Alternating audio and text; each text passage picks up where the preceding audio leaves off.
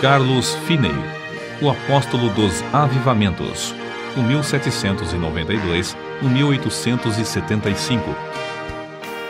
Perto da aldeia de New York Mills, no século XIX, havia uma fábrica de tecidos movida pela força das águas do rio Oriskany. Certa manhã, os operários se achavam comovidos, conversando sobre o poderoso culto da noite anterior, ocorrido no prédio da escola pública. Não muito depois de começar o ruído das máquinas, o pregador, um rapaz alto e atlético, entrou na fábrica. O poder do Espírito Santo ainda permanecia sobre ele.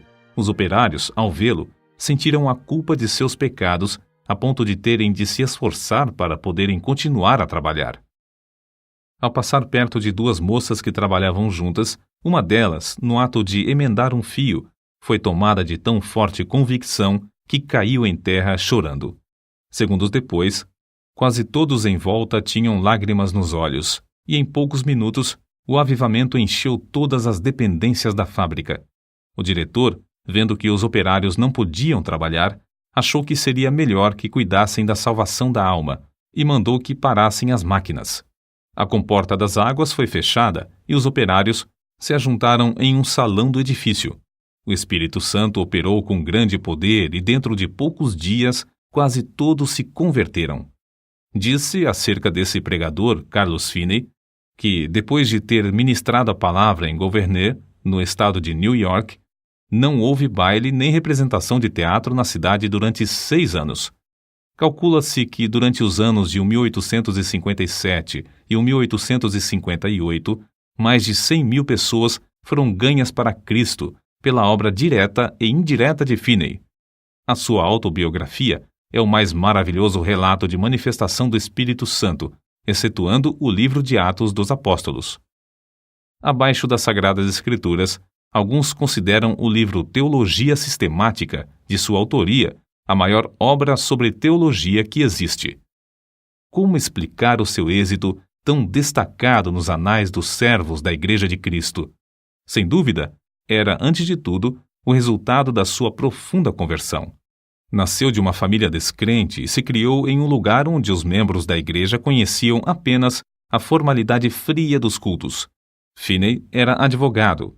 Ao encontrar nos seus livros de jurisprudência muitas citações da Bíblia, comprou um exemplar com a intenção de conhecer as Escrituras. O resultado foi que, após a leitura, achou mais e mais interesse nos cultos dos crentes. Acerca da sua conversão, ele relata na sua autobiografia o seguinte: ao ler a Bíblia, ao assistir às reuniões de oração e ouvir os sermões de Sr. Gale, percebi que não me achava pronto a entrar nos céus. Fiquei impressionado especialmente com o fato de as orações dos crentes, semana após semana, não serem respondidas. Li na Bíblia: pedi e dar-se-vos-á, buscai e encontrareis, batei e abrir-se-vos-á. Li também que Deus é mais pronto a dar o Espírito Santo aos que lhe o pedirem do que os pais terrestres a darem boas coisas aos filhos. Ouvi os crentes pedirem um derramamento do Espírito Santo se confessarem, depois que não receberam.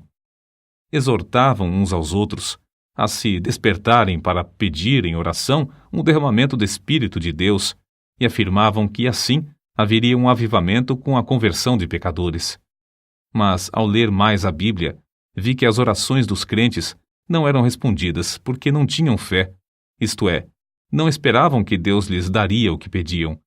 Entretanto, com isso, senti um alívio acerca da veracidade do Evangelho e fiquei convicto de que a Bíblia, apesar de tudo, é a verdadeira Palavra de Deus.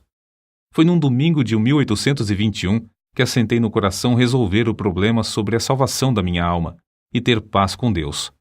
Apesar das minhas grandes preocupações como advogado, resolvi seguir rigorosamente a determinação de ser salvo. Pela providência de Deus, não me achei muito ocupado nem segunda nem terça-feira, e consegui passar a maior parte do tempo lendo a Bíblia e orando. Mas ao encarar a situação resolutamente, achei-me sem coragem para orar, sem tapar o buraco da fechadura. Antes, deixava a Bíblia aberta na mesa com os outros livros, e não me envergonhava de lê-la diante do próximo. Mas então, se entrasse alguém, eu colocaria um livro aberto sobre a Bíblia para escondê-la. Durante a segunda e a terça-feira, a minha convicção aumentou, mas parecia que o coração se havia endurecido. Eu não podia chorar nem orar. Terça-feira, à noite, senti-me muito nervoso e parecia-me estar perto da morte. Reconhecia que, se eu morresse, por certo iria para o inferno. De manhã cedo, fui para o gabinete. Parecia que uma voz me perguntava: por que esperas? Não prometeste dar o coração a Deus? O que experimentas fazer? Alcançar a justificação pelas obras? Foi então que vi claramente, como qualquer vez depois, a realidade e a plenitude da propiciação de Cristo. Vi que sua obra era completa, e em vez de eu necessitar de uma justiça própria para Deus me aceitar, tinha de sujeitar-me à justiça de Deus por intermédio de Cristo. Sem o saber, fiquei imóvel. Não sei por quanto tempo, no meio da rua, no lugar onde a voz de dentro se dirigiu a mim. Então, me veio a pergunta: aceitá-lo-ás agora? Hoje? Repliquei: aceitá-lo-ei hoje, ou me esforçarei para isso até morrer. Em vez de ir ao gabinete, voltei para entrar na floresta, onde podia derramar a alma sem alguém me ver nem me ouvir. Porém, o meu orgulho continuava a se manifestar. Passei por cima de um alto e andei furtivamente atrás de uma cerca, para que ninguém me visse, e pensasse que ia orar. Penetrei dentro da mata cerca de meio quilômetro, onde achei um lugar mais escondido entre algumas árvores caídas. Ao entrar, disse a mim mesmo: entregarei o coração a Deus, ou então não sairei daqui. Mas, ao tentar orar, o coração não queria. Pensara que, uma vez sozinho, onde ninguém pudesse ouvir-me, podia orar livremente. Porém, ao experimentar fazê-lo, achei-me sem coisa alguma a dizer a Deus. Toda vez que tentava orar, parecia-me ouvir alguém chegando. Por fim, achei-me quase em desespero. O coração estava morto para com Deus e não queria orar. Então, reprovei-me a mim mesmo por ter me comprometido a entregar o coração a Deus antes de sair da mata. Comecei a pensar que Deus já me tivesse abandonado. Achei-me tomado de uma fraqueza demasiadamente grande para ficar de joelhos. Foi justamente nessa altura que pensei novamente que eu via alguém se aproximando e abri os olhos para ver.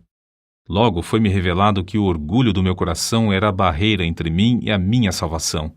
Fui vencido pela convicção do grande pecado de eu envergonhar-me se alguém me encontrasse de joelhos perante Deus, e bradei em alta voz que não abandonaria o lugar, nem que todos os homens da terra e todos os demônios do inferno me cercassem. Gritei: ora, um vil pecador como eu, de joelhos perante o grande e santo Deus, confesso-lhe os pecados e me envergonho dele perante o próximo pecador também, porque me encontro de joelhos para achar paz com o meu Deus ofendido. O pecado parecia-me horrendo, infinito. Fiquei quebrantado até o pó perante o Senhor. Nessa altura, a seguinte passagem me iluminou: então me invocareis, e ireis e orareis a mim, e eu vos ouvirei, e buscar-me-eis e me achareis, quando me buscardes de todo o vosso coração. Continuei a orar e a receber promessas e a apropriar-me delas. Não sei por quanto tempo. Orei até que, sem saber como, achei-me voltando para a estrada. Lembro-me de que disse a mim mesmo: se eu me converter, pregarei o Evangelho. Na estrada, voltando para a aldeia, certifiquei-me da preciosa paz e da gloriosa calma na minha mente. Que é isso? Perguntei-me a mim mesmo. Entristecera eu o Espírito Santo até retirar-se de mim? Não sinto mais convicção. Então, lembrei-me de que dissera a Deus que confiaria na sua palavra. A calma de meu espírito era indescritível. Fui almoçar, mas não tinha vontade de comer. Fui ao gabinete, mas meu sócio não voltara do almoço. Comecei a tocar a música de um hino no rabecão, como de costume. Porém, ao começar a cantar as palavras sagradas, o coração parecia derreter-se e só podia chorar. Ao entrar e fechar a porta atrás de mim, parecia-me ter encontrado o Senhor Jesus Cristo face a face. Não me entrou na mente, na ocasião, nem por algum tempo depois, que era apenas uma concepção mental. Ao contrário, parecia-me que eu o encontrara como encontro qualquer pessoa. Ele não disse coisa alguma, mas olhou para mim de tal forma que fiquei quebrantado e prostrado aos seus pés. Isso, para mim, foi, depois, uma experiência extraordinária, porque parecia-me uma realidade, como se ele mesmo ficasse em pé perante mim, e eu me prostrasse aos seus pés, e lhe derramasse a minha alma. Chorei alto e fiz tanta confissão quanto foi possível entre soluços. Parecia-me que lavava os seus pés com as minhas lágrimas. Contudo, sem sentir ter tocado na sua pessoa. Ao virar-me para me sentar, recebi o poderoso batismo com o Espírito Santo. Sem o esperar, sem mesmo saber que havia tal para mim, o Espírito Santo desceu de tal maneira que parecia encher-me corpo e alma. Senti-o como uma onda elétrica que me traspassava repetidamente. De fato, parecia-me como ondas de amor liquefeito, porque não sei outra maneira de descrever isso. Parecia o próprio fôlego de Deus. Não existem palavras para descrever o maravilhoso amor derramado no meu coração. Chorei de tanto gozo e amor que senti. Acho melhor dizer que exprimi, chorando em alta voz, as inundações indizíveis do meu coração. As ondas passaram sobre mim, uma após outra, até eu clamar: morrerei, se estas ondas continuarem a passar sobre mim. Senhor, não suporto mais. Contudo, não receava a morte. Não sei por quanto tempo este batismo continuou a passar sobre mim e por todo o meu ser, mas sei que era já noite quando o dirigente do coro veio ao gabinete para me visitar. Encontrou-me nesse estado de choro, aos gritos, e perguntou: Sr. Finney, que tem? Por algum tempo não pude responder-lhe. Então ele perguntou mais: Está sentindo alguma dor? Com dificuldade, respondi: Não, mas sinto-me demasiado feliz para viver. Saiu e, daí a pouco, voltou acompanhado por um dos anciãos da igreja. Esse ancião sempre foi um homem de espírito ponderado e quase nunca ria. Ele, ao entrar, encontrou-me no mesmo estado, mais ou menos como quando o rapaz o foi chamar. Queria saber o que eu sentia e eu comecei a lhe explicar. Mas, em vez de responder-me, foi tomado de um riso espasmódico.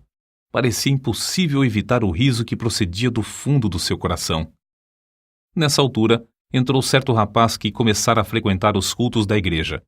Presenciou tudo por alguns momentos, até cair ao chão em grande angústia de alma, clamando: Orem por mim! O ancião da igreja e o outro crente oraram, e depois Finney também orou. Logo após todos se retirarem, deixando Finney sozinho. Ao deitar-se para dormir, Finney adormeceu, mas logo acordou por causa do amor que lhe transbordava ao coração. Isso aconteceu repetidas vezes durante a noite. Sobre isso, ele escreveu depois: Quando me acordei de manhã, a luz do sol penetrava no quarto. Faltam-me palavras para exprimir os meus sentimentos ao ver a luz do sol. No mesmo instante, o batismo do dia anterior voltou sobre mim. Ajoelhei-me ao lado da cama e chorei pelo gozo que sentia. Passei muito tempo sem poder fazer coisa alguma senão derramar a alma perante Deus. Durante o dia, o povo se ocupava em falar da conversão do advogado. Ao anoitecer, sem qualquer anúncio do culto, ajuntou-se uma multidão no templo. Quando Finney relatou o que Deus fizera na sua alma, muitos foram profundamente tocados. Um sentiu-se tão convicto que voltou a casa sem o chapéu. Certo advogado afirmou: É claro que ele é sincero, mas que enlouqueceu é evidente. Finney falou e orou com grande liberdade. Realizavam-se cultos todas as noites por algum tempo, aos quais assistiam pessoas de todas as classes. Esse grande avivamento espalhou-se para muitos lugares em redor. Finney continuou: Por 8 dias, depois da sua conversão, o meu coração permanecia tão cheio que não sentia desejo de comer nem de dormir. Parecia-me que tinha um manjar para comer que o mundo não conhecia. Não sentia necessidade de alimentar-me nem de dormir. Por fim, cheguei a ver que devia comer como de costume e dormir quanto fosse possível. Grande poder acompanhava a palavra de Deus. Todos os dias, admirava-me ao notar como poucas palavras, dirigidas a uma pessoa, traspassavam-lhe o coração como uma seta. Não demorei muito em ir visitar meu pai. Ele não era salvo. O único membro da família que fizera a profissão de religião era meu irmão mais novo. Meu pai encontrou-me no portão e me perguntou: "Como tem passado, Carlos?" Respondi-lhe: "Bem, meu pai, tanto no corpo como na alma. Meu pai, o senhor já é idoso. Todos os seus filhos estão crescidos e casados, e nunca ouvi alguém orar na sua casa." Ele baixou a cabeça e começou a chorar, dizendo: "É verdade, Carlos. Entre e você mesmo ore." Entramos e oramos. Meus pais ficaram comovidos e, não muito depois, converteram-se. Se a minha mãe tinha qualquer esperança antes, ninguém o sabia. Assim, esse advogado, Carlos G. Finney, perdeu todo o gosto pela sua profissão e se tornou um dos mais famosos pregadores do Evangelho. Acerca de seu método de trabalhar, ele escreveu: "Dei grande ênfase à oração como indispensável, se realmente queríamos um avivamento. Esforçava-me por ensinar a propiciação de Jesus Cristo, sua divindade, sua missão divina, sua vida perfeita, sua morte vicária, sua ressurreição, a necessidade de arrependimento e de fé, a justificação pela fé e outras doutrinas que se tornaram vivas pelo poder do Espírito Santo. Os meios empregados eram simplesmente pregação, cultos de oração, muita oração em secreto, intensivo evangelismo pessoal e cultos para a instrução dos interessados. Eu tinha o costume de passar muito tempo orando. Acho que, às vezes, orava realmente sem cessar. Achei também grande proveito em observar frequentemente dias inteiros de jejum em secreto. Em tais dias, para ficar inteiramente sozinho com Deus, eu entrava na mata ou me fechava dentro do templo." Vê-se no seguinte relato a maneira como Finney e seu companheiro de oração, o irmão Nash, bombardeavam os céus com as suas intercessões. Quase 1 quilômetro distante da residência do Sr. S., morava certo adepto do universalismo. Nos seus preconceitos religiosos, recusava-se a assistir aos cultos. Certa vez, o irmão Nash, que se hospedava comigo na casa do Sr. S., retirou-se para dentro da mata para lutar em oração, sozinho, bem cedo de madrugada, conforme seu costume. A atmosfera era tal nessa ocasião que se ouvia qualquer som de longe. O universalista, ao levantar-se de madrugada, saiu de casa e ouviu a voz de quem orava e, apesar de não compreender muitas das palavras, reconheceu quem orava. E isso traspassou-lhe o coração como uma flecha. Sentiu a realidade da religião como nunca. A flecha permanecia, e ele achou alívio somente crendo em Cristo. Acerca do espírito de oração, Finney afirmou que era coisa comum nesses avivamentos os recém-convertidos se acharem tomados pelo desejo de orar noites inteiras até lhes faltarem as forças físicas. O Espírito Santo constrangia grandemente o coração dos crentes, que sentiam constantemente a responsabilidade pela salvação das almas imortais. A solenidade da mente se manifestava no cuidado com que falavam e se comportavam. Era muito comum encontrar crentes juntos, caídos de joelhos em oração, em vez de ocupados em palestras. Em certo tempo, quando as nuvens de perseguição enegreciam cada vez mais, Finney, como era seu costume, sob tais circunstâncias, sentia-se dirigido a dissipá-las, orando.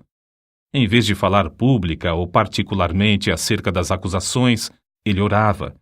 Acerca da sua experiência, escreveu: "Eu olhava para Deus com grande anelo, dia após dia, rogando que Ele me mostrasse o plano a seguir e a graça para suportar a borrasca. O Senhor mostrou-me, em uma visão, o que eu tinha de enfrentar. Ele chegou-se tão perto de mim, enquanto eu orava, que a minha carne literalmente estremecia sobre os ossos. Eu tremia da cabeça aos pés, sob o pleno conhecimento da presença de Deus." Acrescentamos mais um exemplo, tirado da sua autobiografia, que mostra a maneira com que o Espírito Santo operava em sua pregação. Ao chegar na hora anunciada para iniciar o culto, achei o prédio da escola repleto, por isso tive de ficar em pé perto da entrada. Cantamos um hino, isto é, o povo pretendia cantar. Entretanto, Eles não tinham o costume de cantar os hinos de Deus e cada um desentoava à sua própria maneira. Não podia conter-me. Lancei-me de joelhos e comecei a orar. O Senhor abriu as janelas dos céus, derramou o espírito de oração e entreguei-me de toda a alma a orar. Não escolheram um texto, mas logo ao levantar-me dos joelhos, eu disse: Levantai-vos, saí deste lugar, porque o Senhor há de destruir a cidade. Acrescentei que havia 2 homens, um se chamava Abraão e outro Ló. Contei-lhes como Ló se mudara para Sodoma. O lugar era excessivamente corrupto. Deus resolveu destruir a cidade e Abraão orou por Sodoma. Mas os anjos acharam somente um justo lá. Era Ló. Os anjos disseram: Tens alguém mais aqui? Teu genro e teus filhos e tuas filhas e todos quantos tens nessa cidade, tira-os fora deste lugar, porque nós vamos destruir este lugar, porque o seu clamor tem engrossado diante da face do Senhor, e o Senhor nos enviou a destruí-lo. Ao relatar estas coisas, os ouvintes se mostraram irados a ponto de me açoitarem. Nessa altura, deixei de pregar e lhes expliquei que compreendera que nunca se realizara culto ali e que eu tinha o direito de, assim, considerá-los corruptos. Salientei isso com mais e mais ênfase e com o coração cheio de amor, até não poder mais conter-me. Depois de eu assim falar, cerca de 15 minutos, parecia ter vindo sobre os ouvintes uma tremenda solenidade, os quais começaram a cair ao chão, clamando e pedindo misericórdia. Se eu tivesse tido uma espada em cada mão, não os poderia derrubar tão depressa como caíram. De fato, 2 minutos depois de os ouvintes sentirem o choque do espírito vir sobre eles, quase todos estavam ou caídos de joelhos ou prostrados ao chão. Todos os que podiam falar de qualquer maneira oravam por si mesmos.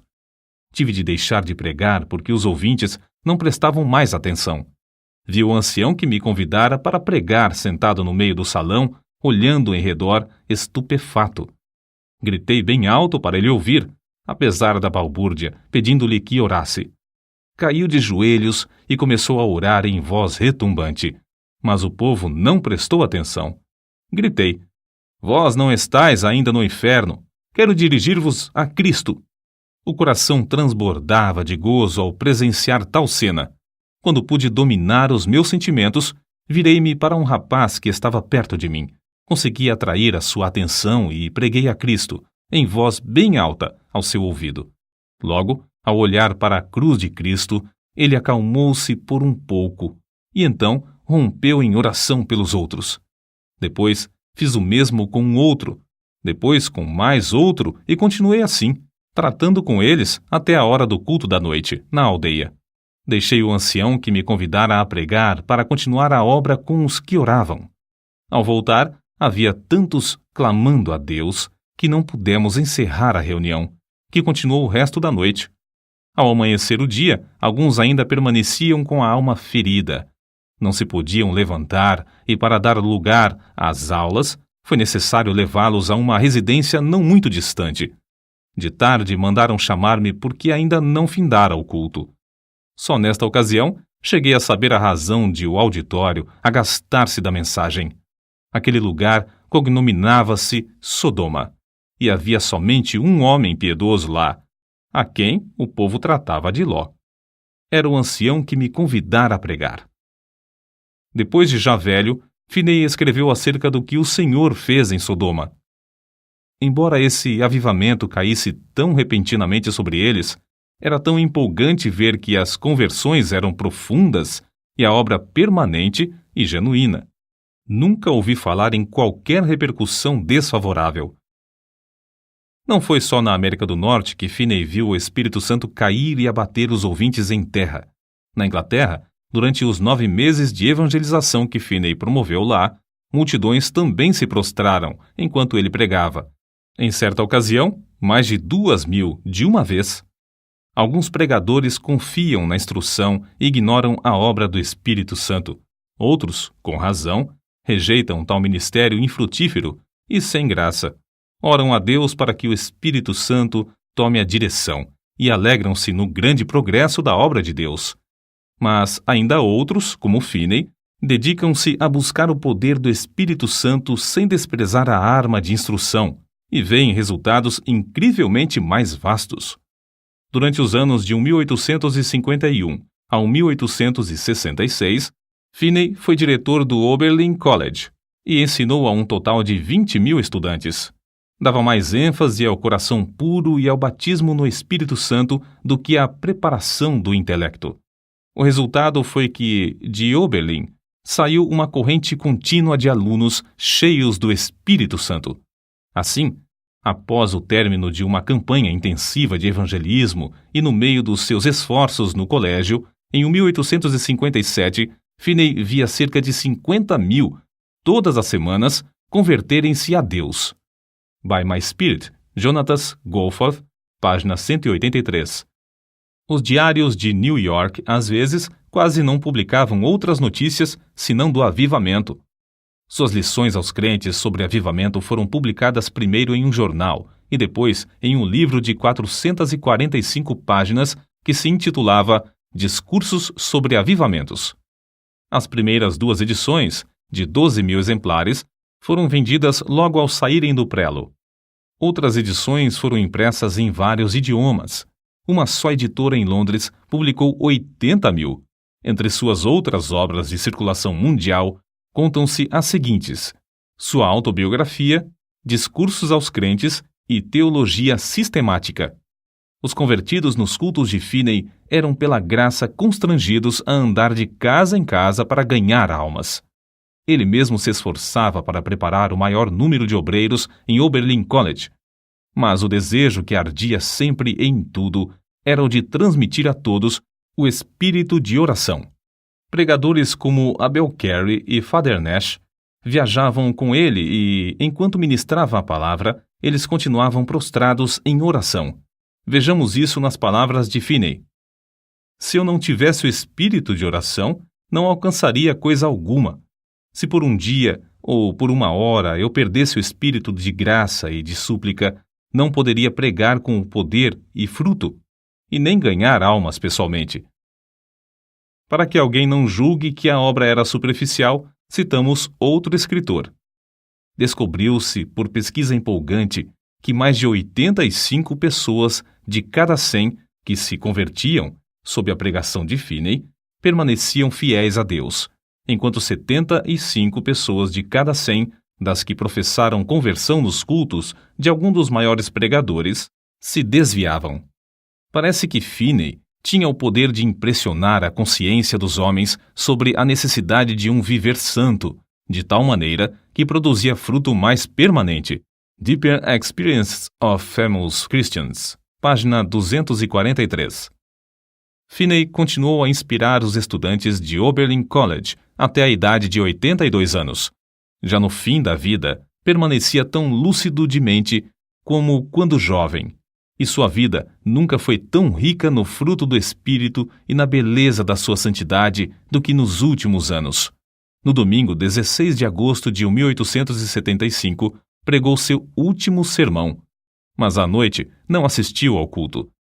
Ao ouvir os crentes cantarem Jesus, Lover of My Soul, Let Me to Thy Bosom Fly, saiu até o portão da frente da casa e com estes que tanto amava, cantou na terra pela última vez.